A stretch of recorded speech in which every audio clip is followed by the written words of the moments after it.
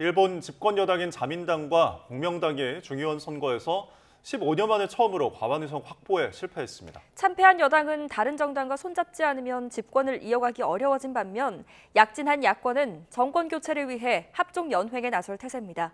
이경아 기자입니다. 이시바 시게루 총리 취임 한 달도 채 안 돼 치러진 중의원 선거 결과는 집권 여당의 참패였습니다. 연립여당인 자민당과 공명당은 지난 2009년 민주당에 정권을 내준 이후 처음으로 과반 의석을 얻는 데 실패했습니다. 이시바 총리는 엄중한 심판을 받았다면서도 사임에는 부정적인 입장을 드러냈습니다. ここに至るまでは相当に厳しいねと思いますし、それ選挙の途中というかな、半ばぐらいからこれは相当きついねということは実感はしてました。 이로써 지난 2012년 2차 아베 정권 출범 이후 4차례 총선거에서 단독 과반을 이어갔던 자민당의 독주는 크게 흔들리게 됐습니다. 자민당 내 파벌의 부정부패와 어려운 경제 상황으로 여론이 악화한 결과였습니다. なんだかんだ言ってもこうなんか占めてるイメージだったので、ってちょっと思いました。裏金問題が今抱くことを引いているというところが、今回敗因の大きなところではないかと。 선거 후 다음 달 열릴 특별국회에서 기존 내각은 총사퇴하고 다시 총리 선출을 통해 새 정부를 구성하게 됩니다. 자민당은 그때까지 공명당 외 다른 정치 세력과 손잡고 과반을 확보하지 못하면 총리 자리를 내줘야 합니다. 따라서 야권 내에서도 보수 우익 성향인 일본 유신회 등을 연정에 참여시키거나 무소속 의원 영입을 우선 추진할 것으로 예상됩니다. 한편 의석수를 크게 늘린 제1야당 입헌민주당은 정권 교체를 위한 야권 연대에 나설 태세입니다. 政権交代こそ最大の政治改革と言っている以上、そのチャンスがあるならば、この選挙の結果を踏まえて各党と誠意ある対話を始めて。 하지만 야당들도 각각 정치적 지향점이 달라 이번 총선에서 후보 단일화를 이루지 못한 만큼 단기간에 뜻을 합치기는 어렵다는 분석이 많습니다. 한 치 앞을 예측하기 어려운 가운데 다음 달 국회가 열리기 전까지 일본 정치권에는 경랑이 이어질 전망입니다. YTN 이경아입니다. 일본 자민당의 이른바 비자금 스캔들에 연루된 의원들이 어제 치러진 중의원 선거에서 대거 낙선한 것으로 나타났습니다. 오늘 새벽 4시 기준 NHK가 출구조사와 개표 상황 등을 내용을 토대로 정리한 중간 집계 결과에 따르면 이번 선거에 출마한 비자금 스캔들 연루 의원 46명 가운데 62%인 28명이 낙선자로 분류됐습니다. 낙선자에는 시모무라 하쿠분 전 문부 과학상과 다케다 료타 전 총무상 등 유력 정치인들도 포함됐습니다. 이스라엘이 이란 본토를 대규모로 공습하면서 전면전 위기감이 고조됐지만 양측이 곧바로 확전을 자제하며 숨고르기에 들어갔습니다. 이스라엘의 수도 텔아비브에선 트럭이 버스 정류장으로 돌진하는 공격이 발생해 30여 명의 사상자가 나왔습니다. 보도에 유토관 기자입니다. 이란의 군사시설을 대규모로 공습한 지 하루 만에 네타냐후 총리는 모든 목표를 달성했다고 강조했습니다. 이란을 직접 겨냥한 추가 공격은 없을 것이란 의미로도 해석할 수 있는 대목입니다. התקיפה באיראן הייתה מדויקת ועוצמתית והשיגה את כל מטרותיה. 이란에서도 절제된 반응이 나오고 있습니다. 30여 년 만에 처음으로 적국 전투기에 영공이 뚫렸지만 하메네이 최고 지도자는 이스라엘이 공격을 과장하고 있다며 내부 단속에 주력했습니다. باید تشخیص بدن و درست بفهمن و اون چی که صلاح این کشور و این ملت هست اون رو انجام بدن. 이란과 이스라엘의 대결이 다시 한 고비를 넘기는 가운데 카타르에선 미국과 이스라엘이 만나 가자지구 휴전 방안을 논의하기 시작했습니다. 이런 움직임과 별도로 중동 곳곳에선 유혈 사태가 계속됐습니다. 이스라엘 수도 텔아비브에선 트럭이 버스 정류장을 덮쳐 30여 명이 숨지거나 다쳤습니다. A truck was just ramming in to the bus and the bus station, injuring tens of innocent people who were standing there. 사건이 발생한 지역은 모사드 본부를 포함해 이스라엘 정부 조직이 몰려 있는 곳으로 피해자 중엔 군인도 다수인 것으로 전해졌습니다. 이스라엘 국적의 아랍계 용의자는 현장에서 사살됐고 경찰은 테러 가능성에 무게를 두고 있습니다. 앞서 요르단강 서안에서도 차량을 몰고 이스라엘 군인을 향해 돌진하던 남성이 사살됐습니다. 헤즈볼라는 하이파 등 이스라엘 북부 곳곳을 공습해 여러 명의 부상자가 나왔습니다. 이에 맞서 이스라엘군은 레바논 남부와 가자지구 난민촌을 대대적으로 공습해 70명이 넘는 사상자가 발생했습니다. YTN 유튜원입니다. 아바스 아락치 이란 외무장관은 지난 26일 새벽 이스라엘이 군사시설을 공습하기 전날 저녁부터 공습에 관련된 신호를 받았다고 밝혔습니다. 그러나 누구로부터 어떤 신호를 받았는지는 언급하지 않았습니다.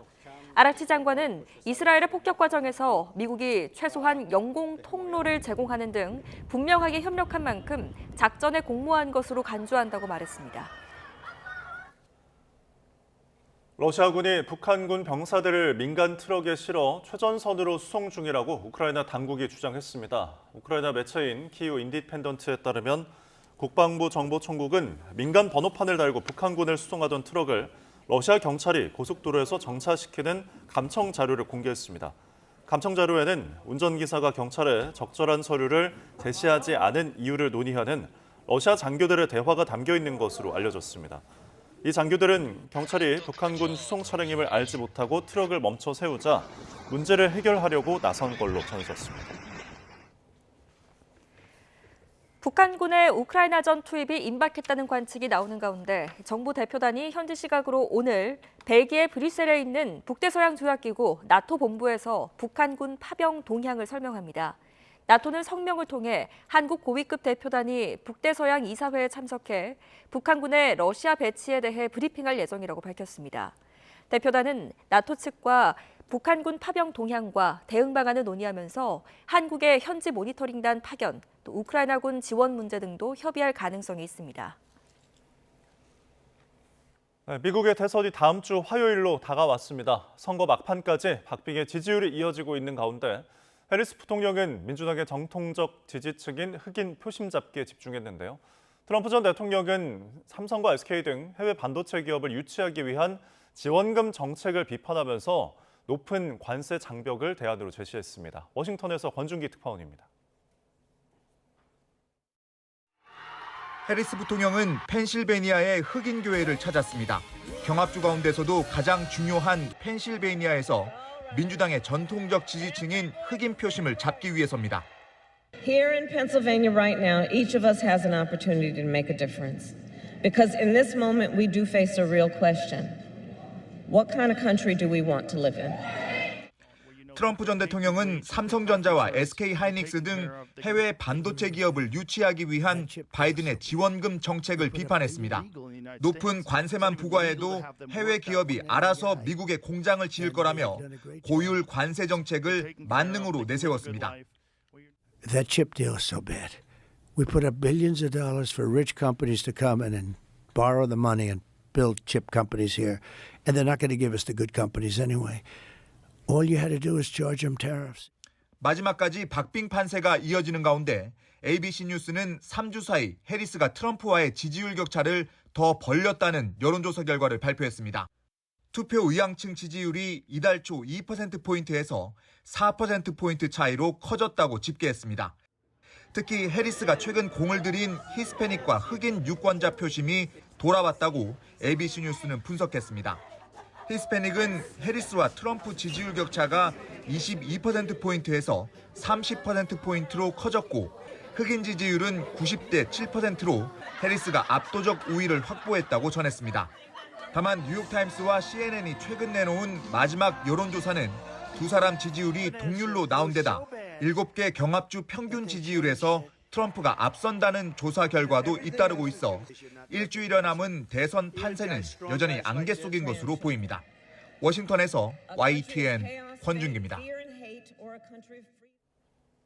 미국 공화당 부통령 후보인 JD 벤스 상원 의원이 도널드 트럼프 전 대통령이 재집권을 해도 미국이 나토를 탈퇴하진 않을 거라고 말했습니다.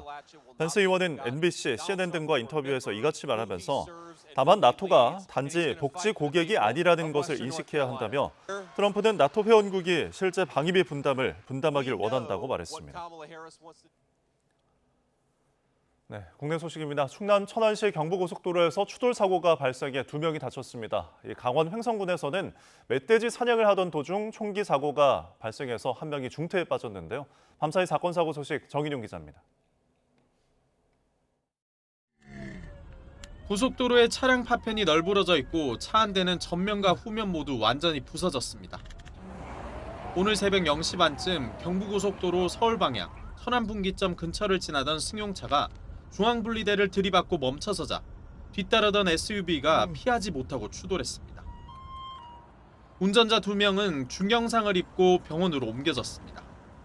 경찰은 음주 사고는 아닌 거로 보고 경위를 조사하고 있습니다. 어제 저녁 6시 25분쯤 경기 하남시 중부고속도로 동서울 톨게이트 부근에서는 승용차에 불이 나 40분 만에 꺼졌습니다. 이 불로 차가 모두 탔지만 30대 남성 운전자 등 일가족 3명이 스스로 대피해 다친 사람은 없었습니다. 소방당국은 엔진룸에서 불이 시작된 거로 보고 있습니다.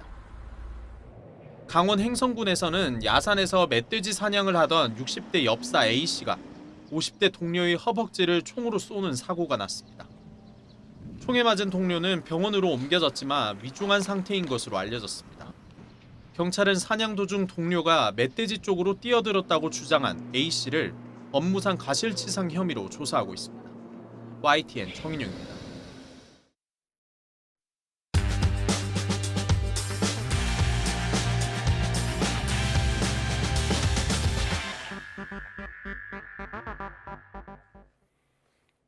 (10월 28일) 월요일 스타트 브리핑 시작합니다. 먼저 서울신문입니다. 기아와 삼성이 31년 만에 대진표 맨 위에서 만나 치열한 우승 경쟁을 벌이고 있는 한국 시리즈. 그 열기가 달아오르는 만큼 안표도 기승을 부리고 있습니다. 좌석 하나당 20만 원대까지 껑충 뛰었는데요. 단속을 비웃듯이 온라인 안표들은 피해간다고 합니다. 올해 한국 시리즈 예매는 단 몇 분 만에 매진됐습니다. 그리고 온라인 중고거래 플랫폼에는 입장권 판매 글이 우후죽순 올라왔습니다. 적게는 정가의 3배부터 많게는 6배 가격에도 거래가 되고 있습니다. 경기 시작 몇 시간 전까지도 안표 판매는 온라인 플랫폼에서 활발하게 이루어집니다. 경찰은 안표 전담 대응팀을 구성해서 집중 단속하는 중인데요.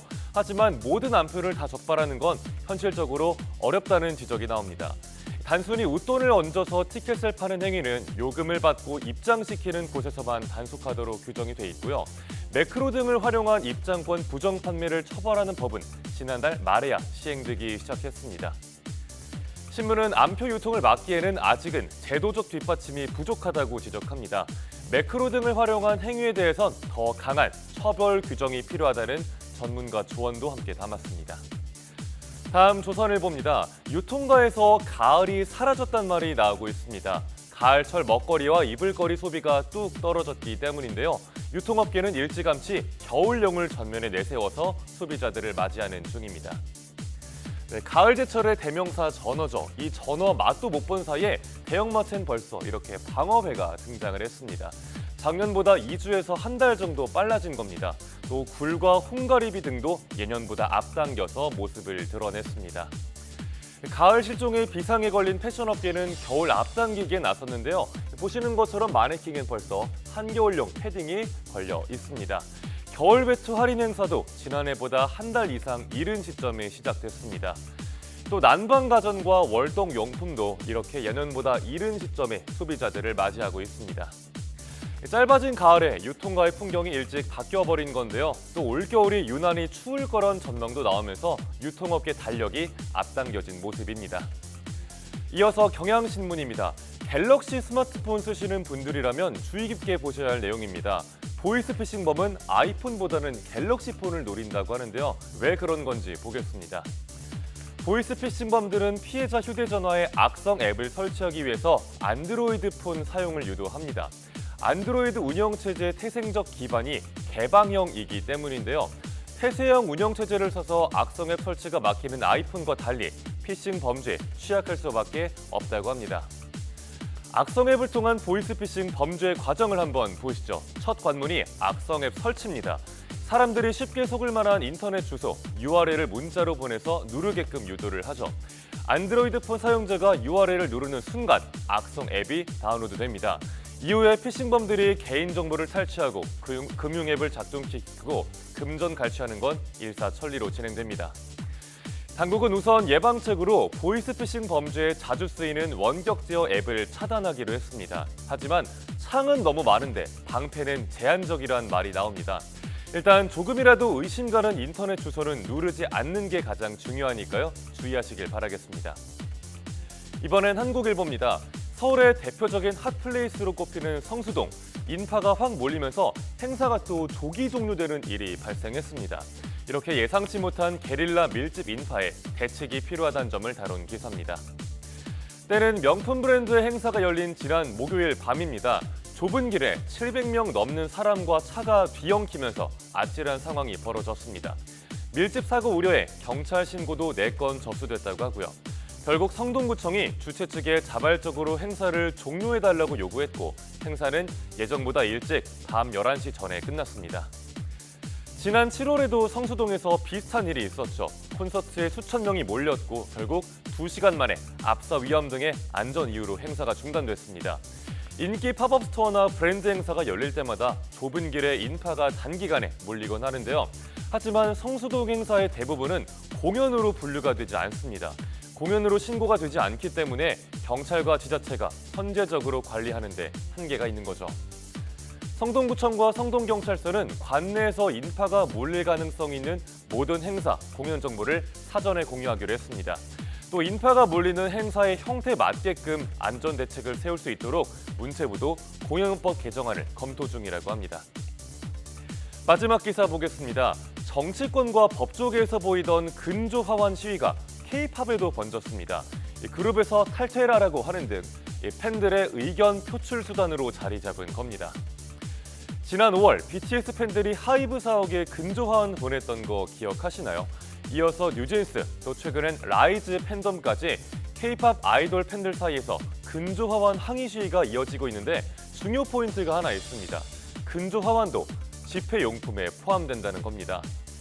그러니까 옥회 집회나 시위를 하려면 화환의 개수도 명확하게 사전 신고를 해야 하는 겁니다. 하지만 최근에 SM 엔터테인먼트 앞에서 열린 화환 시위는 이런 절차를 제대로 지키지 못했습니다. 한때 현장에 쌓인 화환이 1000개에 달했다고 합니다. 문제는 이를 제재할 방법이 마땅하지 않다는 건데요. 업체를 통해서 배송이 되다 보니 구매자를 특정할 수도 없어서 계도가 까다롭다고 합니다. 통행에 방해된다, 도심 한가운데 장례 화환이 빼곡해서 섬뜩하다 등등 민원도 접수된다고 합니다. 자칫 지나치면 위협적인 실력 행사로 보이거나 시민 피해로 돌아갈 수 있다는 점도 신문은 짚고 있습니다. 10월 28일 아침 신문 살펴봤습니다. 지금까지 스타트 브리핑이었습니다.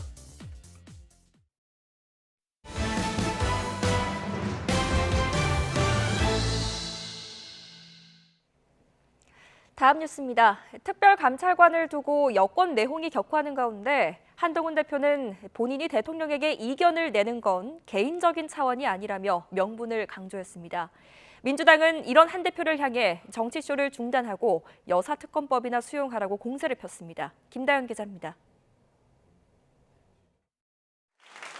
청년 행사에 참석한 한동훈 대표는 국민의힘을 다른 의견을 자유롭고 공개적으로 낼 수 있는 살아있는 당이라고 규정했습니다.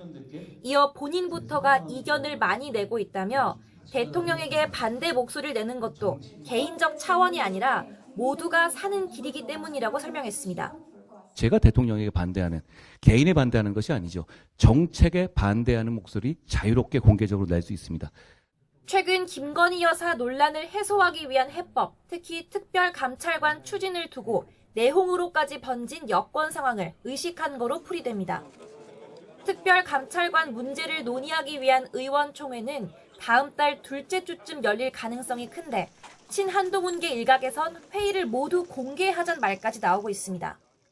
친한계 인사는 YTN에 여사를 향한 여론이 안 좋은 상황이니만큼 국민이 보는 앞에서 특별감찰관의 부정적인 의견을 내기 쉽지 않을 거라며 공개가 필요한 이유를 강조했습니다. 반면 친윤석열계는 특별감찰관은 민주당의 북한인권재단 이사 추천과 묶어서 진행하기 위한 당의 협상 전략인 만큼 갑자기 따로 떼서 밀어붙일 사안이 아니라고 지적합니다. 당 안팎에서 내부 분열에 대한 우려의 목소리가 나오는 가운데 홍준표 대구시장은 SNS에 소수의 간호가 법석을 부리면 집안의 망조가 된다며 친한계를 겨냥하는 글을 올리기도 했습니다. 야당은 여당 집안 싸움을 관망하며 특별 검사를 고리로 압박을 이어가고 있습니다. 민주당은 수사권이 없는 특별 감찰관을 파도를 세숫대야로 막으려는 시도에 빗대며 정치쇼를 멈추고 특검이나 수용하라고 공세를 폈습니다. 윤석열 대통령을 향해선 이젠 국민과 여사 중에 하나를 선택해야 하는 양자택일의 상황이라고도 몰아붙였습니다. 최혜병 3자 특검에 이은 또 한 번의 특감 정치쇼를 중단하고 김건희 특검 찬성 의사를 밝히십시오. 민주당이 여사 공세에 열을 올리는 건 다음 달 예정된 이재명 대표의 1심 선고와 무관치 않다는 해석이 적잖습니다. 11월을 전국 주도권을 쥘 기회로 노린 여당은 변수로 떠오른 당 내홍에 고심이 깊어지는 분위기입니다. YTN 김다연입니다. 국민의힘과 더불어민주당이 공통 민생과제를 추진하기 위한 민생공통공약협의체가 오늘 출범합니다. 양당 김상훈, 진성준 정책위 의장과 배준영, 박성준 원내수석 부대표는 오전 10시 협의체 출범을 위한 회동을 열 예정입니다. 앞서 국민의힘 한동훈, 더불어민주당 이재명 대표는 지난달 회담에서 민생공통공약협의체에서 반도체 인공지능 산업과 국가기관 전력망 확충, 가계부채 부담 완화를 위한 지원 방안 등을 함께 논의하자고 뜻을 모은 바 있습니다. 가을철 별미로 불리는 전어가 품귀 현상을 보이고 있습니다. 수산물 시장이나 마트에서도 전어를 구하기가 어려워서 가격도 2배 가까이나 올랐다고 하는데요. 수온 상승이 주요 원인인데 변화하는 환경에 따른 대응책이 필요한 시점입니다. 오동건 기자입니다. 펄펄 뛰는 전어로 가득 차 있어야 할 어항이 썰렁합니다. 3분의 2가 줄어가지고 너무 팔기가 힘들어요. 가격도 너무 비싸가지고 가격이 뭐 작년에 비해서는 거의 한 2배 이상 올라가지고. 올해 전어의 어획량이 크게 줄면서 경매 시장에 풀리는 양이 확 줄었기 때문입니다. 올 1월부터 8월까지 어획량은 3,380톤으로 지난해 같은 기간에 비해 절반 수준으로 떨어졌습니다. 마트에서도 전어가 모습을 감췄습니다. 평소 이맘때면 이곳이 전어로 가득 차 있어야 하는데 지금은 이렇게 딱 한 팩 남아 있습니다. 가을철 별미로 전어를 찾던 소비자도 비싼 가격에 구매를 포기했습니다. 전어 가을에 많이 먹었는데 이제는 잘 안 보게 되더라고요. 비싸서 못 먹을 것 같고. 우리나라의 지난 9월 해수 평균 온도는 27도로 지난 10년 평균치보다 무려 3.5도가 높았습니다. 주로 15도에서 21도에 서식하는 전어의 어획량이 줄어든 것입니다. 더워진 바다 때문에 공급량이 줄어든 건 꽃게도 마찬가지. 수협에 따르면 지난달 꽃게 위판량은 2,707톤, 지난해 같은 기간보다 47.5%가 줄었습니다. 요즘에는 조금 어획량이 줄어가지고 좀 많이 가격이 올라갔어요. 반면 높은 수온에 잘 자라는 새우는 공급량이 늘었고 남해에선 열대성 어종이 발견되는 등 우리 바다 환경이 급변하고 있습니다. 폭염이나 이상 기후에 따라 우리 바다의 온도까지 달라지면서 어종이나 어획량에도 큰 변화를 보이고 있습니다. 이에 대응하는 대책이 시급해 보입니다. YTN 오동건입니다. 오늘 경제 일정입니다. 올해 30조 원 규모의 세수 부족이 예상되면서 기획재정부가 오늘 국회 종합국정감사에서 대응 방안을 내놓습니다. 앞서 기금과 불용 예산 등 가용 재원을 모두 동원하겠다고 밝혔는데 구체적으로 어떤 대책을 마련했을지 관심이 쏠립니다. 영풍 MBK 파트너스와 경영권 분쟁 중인 고려아연이 오늘 자기 주식 공개 매수 결과를 공개합니다. 고려아연이 이번 공개 매수로 확보할 수 있는 최대 지분은 베인 캐피털을 통해 얻는 2.5%입니다. 양측 모두 과반 지분을 확보하지 못한 만큼 장내 매수와 우호 지분 경쟁은 계속 이어질 것으로 보입니다. 중소기업 재직자를 위한 우대 저축 공제가 오늘부터 본격 출시됩니다. 중소기업에 다니는 근로자가 매달 50만 원씩 5년 동안 납입하면 만기 때는 4천만 원 넘게 수령할 수 있는데요. 중소기업 인력난 해소에 도움이 될지 주목됩니다. 오는 2026년부터 유럽연합으로 수출하는 철강과 알루미늄, 시멘트 등 일부 품목에 탄소세가 매겨집니다. 이에 우리 수출 기업들이 미리 대비할 수 있도록 정부가 합동으로 설명회를 가집니다.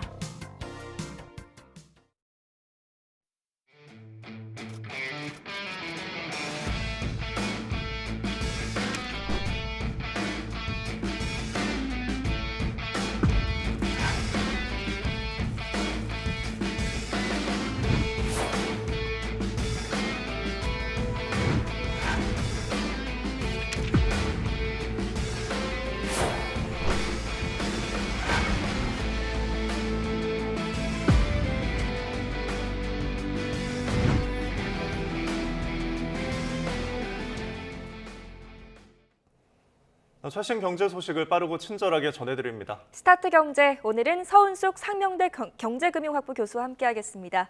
교수님 어서 오십시오. 네, 안녕하세요. 어서 오십시오. 자, 이창용 한국은행 총재가 지금 미국 워싱턴 DC에서 개최된 이제 G20 출장 기자단과 오찬 간담회를 가졌습니다. 근데 이 자리에서 금리 실기론에 대해서 정면으로 반박을 했는데 그 배경이 어디에 있나요? 일단 이제 금리 실기론이 왜 나왔는지를 네. 우리가 이제 한번 볼 필요가 있는데요. 24일 날 우리 올해 3분기 이제 한국 경제 지표들이 좀 발표가 됐습니다. 근데 원래 이제 그 예측은 0.5% 정도의 성장률을 달성할 거라고 예측을 했었는데 그것보다 한참 이제 밑도는 0.1% 성장에 그쳤다는 이제 결과가 나왔다는 거죠. 그래서 원래 이제 2분기도 마이너스 성장을 달성을 했거든요. 그래서 이제 이 충격에서는 좀 한 분기 만에 벗어나긴 했지만 예상보다 좀 낮은 성장률을 보이면서 좀 내수 활성화를 위해서 미리 금리를 인하를 했었어야 되는 거 아니냐라는 이러한 이제 비판이 제기가 되면서 금리 인하 실기론이 제기가 되기 시작했죠. 근데 이제 한국은행 입장에서 보면은 사실은 이제 그동안에는 물가 때문에 금리를 이제 인하하는 정책에 대해서 그러니까 물가가 그냥 좀 높았기 때문에 금리를 내리지를 못하는 상황이었고 그렇습니다. 물가가 잡히고 나서부터는 저희가 가지고 있는 이제 고질적인 문제인 부동산 가격이 굉장히 높게 유지되고 있는 점, 그다음에 가계부채가 굉장히 빠른 속도로 좀 성장을 하면서 이게 사실 굉장히 금융 시스템의 안정에 좀 부정적인 영향을 주는 요소거든요. 근데 한국은행의 굉장히 중요한 역할 중에 하나가 물가 안정이 있지만 두 번째로 금융 안정이 있습니다. 그래서 이 부분에 좀 초점을 두다 보니까 사실 가계부채 정부의 또 정책적인 방향도 가계부채를 좀 억제하는 데 있었고요. 그래서 금리를 못 내렸는데 생각했던 것보다 경제 전망치가 맞지 않고 실적이 굉장히 저조하게 나오면서 이 부분에 대한 좀 비판이 되고 있는 것 같습니다. 네. 어떻게든 큰 충격 없이 물가를 잡으려고 했다라는 주장인데 말씀하신 것처럼 통화 정책에는 결국 이 뭐 경기도 봐야 될 것이고 또 금융 안정도 봐야 될 것이고 환율도 볼 수밖에 없는데 그 중에서도 지금 11월 금리 결정 변수로 환율을 꼽았습니다. 이유가 뭘까요? 이게 지금 환율이 1,400원대를 지금 계속 넘어갈 것으로 육박하고 있는 상황이거든요. 그러니까 이제 우리가 생각했던 것보다 환율이 굉장히 높은 상태에 있고 이제 무엇보다 좀 우려하고 있는 부분이 그 상승 속도가 굉장히 빠르고 우리 흔히 시장에서 이걸 변동성이 크다라고 얘기를 하거든요. 이제 그러다 보니까 이 부분에 대한 것을 그 금리 결정할 때 고려하지 않을 수 없다라고 발표를 한 부분입니다. 네. 사실 트럼프가 예전에 이제 당선될 때만 해도 1,400원대를 훌쩍 넘어섰었거든요. 지금 1,388원까지 저희가 지금 나왔는데 그럼 이 강달러가 언제까지 계속이 될까요? 사실 이제 미국의 그 선거 결과가 굉장히 좀 중요하긴 하거든요. 그래서 물론 지금 이제 그 시장은 트럼프 당선에 좀 높게 이제 그 예측을 하기 시작하면서 이게 이제 트럼프의 정책 중에 굉장히 그 몇 가지가 있는데 재정 지출을 확대한다든가 돈을 쓰는 거죠.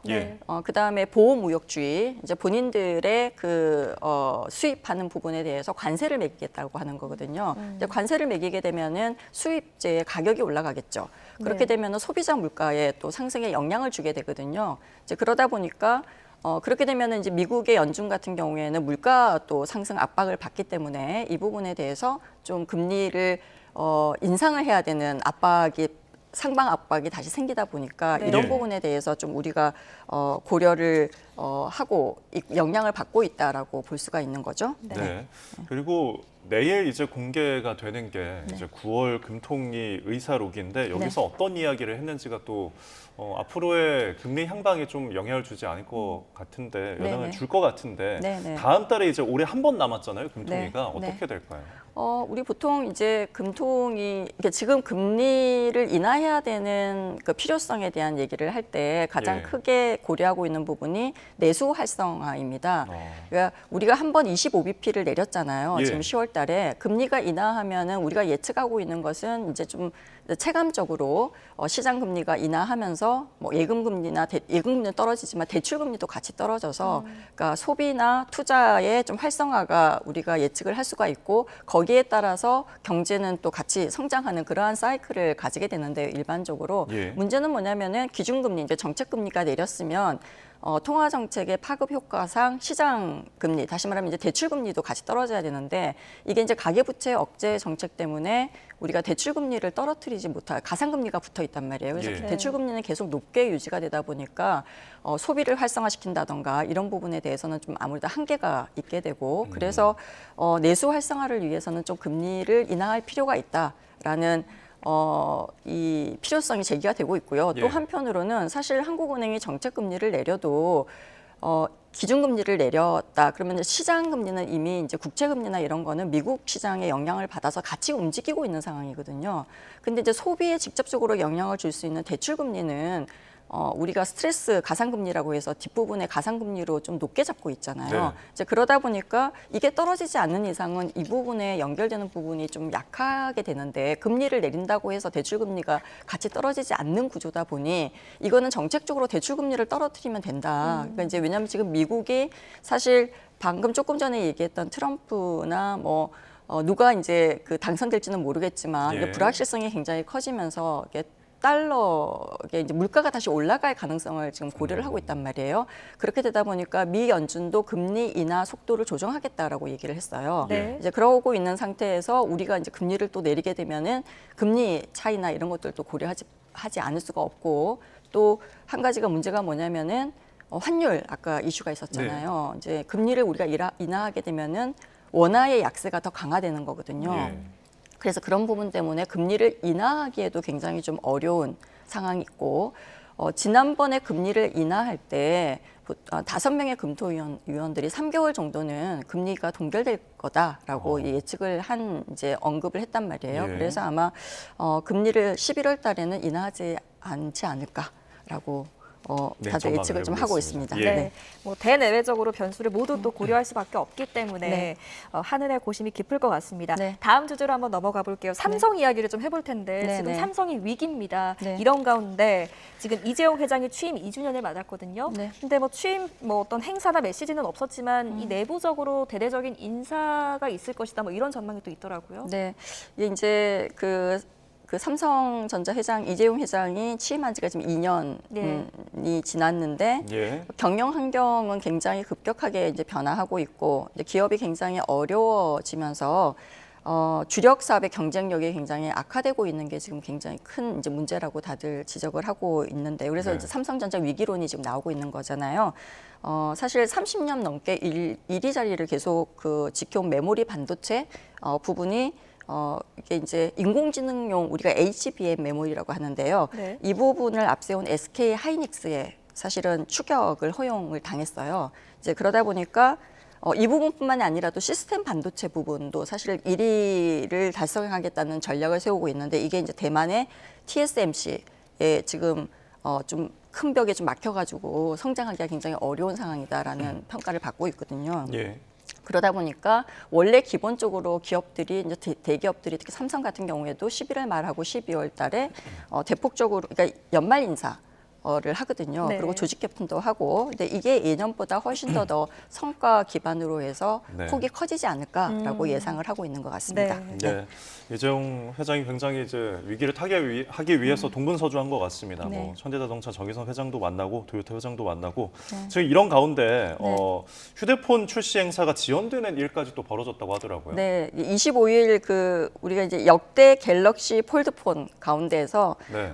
최고의 야심작이다라고 삼성이 설명했던 그 G 폴드 SE를 이제 내놨는데요. 25일에.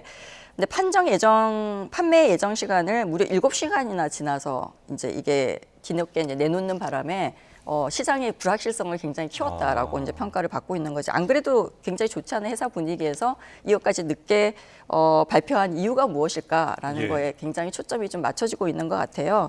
그래서 사실 이제 2019년부터 폴드폰을 삼성이 발표하고 이제 생산하고 있었는데 이게 중국 기업들이 굉장히 무섭게 지금 추격을 하고 있는 네. 그런 상황이란 말이에요.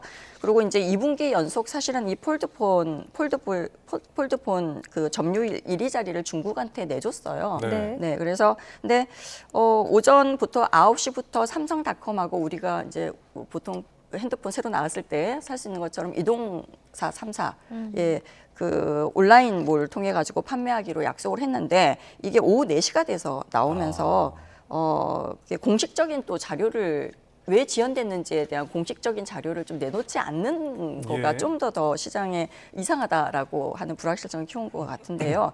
일부 기능 보완 여부를 놓고 개발 부서하고 그다음에 영업 마케팅 부서하고의 좀 갈등이 있었다라는 게 시장에서 보고 있는 분석입니다. 네. 예. 뭐 삼성 지금 주가도 너무 약세입니다. 이 흐름을 네. 좀 빨리 끊어내야 할 텐데 네. 분위기를 전환할 수 있는 계기가 있을까요? 또 있다면 어떤 게 될 거라고 좀 뭐 이게 이제 뭐 삼성은 사실 대부분의 이제 시장의 그 참여자들이 그 바라고 있는 부분들은 이게 이제 경영 환경이 굉장히 급격하게 변하고 있는데 이 전략적인 차원에서 뭔가 뚜렷한 전략적인 방향이나 이런 거가 나와야 되는 거 아닌가 새롭게 네. 이제 이러한 것들이 이제 시장에서 요청을 하고 있는 건데요. 사실 주가는 기업의 실적하고 직접적으로 연계가 되는 부분이잖아요. 예. 근데 이 실적 부분에 대해서 시장은 굉장히 지속적으로 실적이 개선될 여지가 크지 않다라고 보고 있는 것 같아요. 그래서 사실 이제 아까 얘기한 것처럼 HBM 부분에 있어서 SK 하이닉스의 추격을 허용을 하고 있고요. 예. 사실 4세대 HBM 양산 준비도 완료했고 그 더 높은 용량 그다음에 성능의 차세대 제품을 공개할 예정이라고 했는데요. 이게 이제 사실은 그 엔비디아하고 이게 거기에 HBM 부분이 들어가려고 하면은 퀄리티 테스트를 통과를 해야 네. 되는데 그게 아직까지 통과됐다는 뉴스가 나오고 있지 못하고 있어요. 그래서 이제 그 부분이 굉장히 좀 불확실성으로 여전히 자리를 하고 있고요. 예. 그다음에 시스템 반도체 부분도 굉장히 성과가 사실 부진합니다. 그래서 이게 이제 위탁 생산 사업이라고 하는 파운드리 사업을 중심으로 해서 대규모 설비 투자는 이제 집중이 좀 되어 있지만 네. 사실은 엔비디아나 애플이나 아니면 인텔 주요 고객사들을 확보를 해야지 이게 이제 공급이 될 수가 있거든요. 이제 그 부분에서 좀 실적이 미비하다라고 보고 있고요. 그리고 이제 범용 메모리 시장에서도 중국 업체들의 추격을 굉장히 허용을 예. 하고 있는 상황입니다. 그래서 뭐 아까 얘기한 것처럼 좀 전략적 판단이 부족하다라는 게 시장의 좀 분석이고 그래서 오히려 이제 SK 하이닉스 주가는 지속적으로 상승할 걸로 예측을 하고 있는데 삼성전자의 주가는 예. 지금 이제 그 외국인 그들이 전부 다 주식을 지금 33일 영업일 지속적으로 팔고 있는 상황이고 매도하고 있는 상황이거든요. 그래서 빨리 이제 이게 좀 극복되기는 좀 어렵지 않을까라고 시장에서 예측을 하고 있는 것 같습니다. 네. 방금 언급하신 것처럼 이제 SK 하이닉스는 훨훨 날고 있다 보니까 네. 삼성전자는 매도가 계속 이어지고 있고 둘의 지금 시가총액이 굉장히 좁혀지고 있다고요. 네, 이게 이제 우리가 27일 그 한국거래소에 따르면은 25일 기준 삼성전자 25일이 이제 시장이 끝났으니까 네. 25일 기준 삼성전자 보통주 시총이 333조 7,100억 원으로 코스피 전체 시총에서 차지하고 있는 비중이 15.85% 정도를 지금 차지하고 있거든요. 예. 이게 이제 2016년 6월 14일 15.79 이후에 8년 4개월 만에 가장 낮은 그 시총 비중을 차지한 거고요. 반면에 SK 하이닉스의 시총이 14조 3,280억 원으로 이제 발표가 됐고 이게 6.95%의 비중을 점유하고 있는 것으로 나타나면서 사실 굉장히 그 차이 자체가 2011년 7월 18일 두 회사의 그 시총 차이 네. 이후로 13년 3개월 만에 가장 적게 나타난 걸로 발표가 됐습니다. 네. 자, 마지막으로 이제 뉴욕 증시 한번 살펴보겠습니다. 이번 네네. 주 어떤 일정에 좀 주목을 하면 이번 좋을까요? 주에는 우리가 흔히 말하는 것처럼 매그니피션트 7이라고 부르는 7대 기술주 가운데서 뭐 구글 모회사인 알파벳, 그다음에 마이크로소프트, 그다음에 뭐 애플, 아마존 실적이 이제 발표가 되고요. 이들 실적에 따라 가지고 이 이제 기술주들의 그 강세장이 계속 지속될 수 있을 건지에 대한 거가 주목이 되고 있고요. 그다음에 네. 엔비디아가 사실 종가 기준으로 해서 시총 1위에 오를지도 굉장히 좀 관심사이기도 하고요. 이번 주에는 주요 경제 지표들도 대거 발표가 됩니다. 네. 그래서 고용 지표 일단 발표가 되고요. 고용 관련한 다양한 지표들이 발표가 되고 미국의 3분기 성장률 속보치도 발표가 되는 걸로 나타나고 있고요. 그다음에 연준이 이제 가장 관심을 갖고 있을 수 있는 물가 지표, 개인 소비 지출, PCE 가격 지수도 공개가 됩니다. 네. 예. 또 시장이 굉장히 또 주목할 게 많아서 네. 힘든 한 주가 될 것 같습니다. 네. 지금까지 서은숙 상명대 경제학 금융학부 교수와 함께하겠습니다. 네, 오늘 말씀 감사합니다. 고맙습니다. 네, 잘 들었습니다.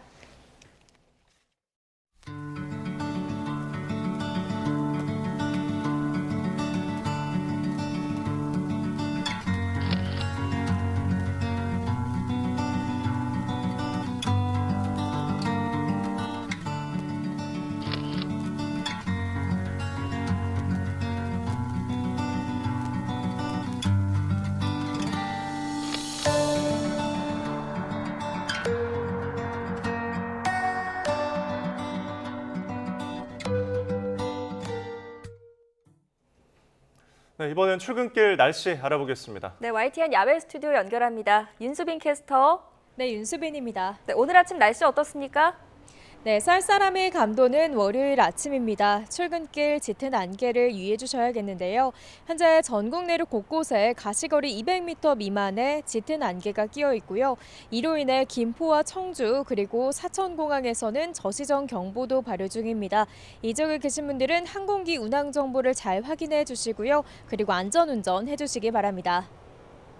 네, 그리고 서쪽 지방은 초미세먼지에 대한 주의가 필요하다고요?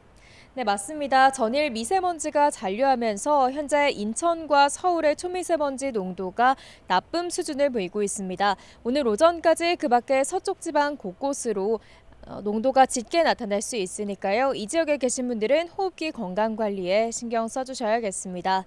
오늘 내륙은 하늘에 구름만 많이 지나다가 날이 점차 흐려지겠고요.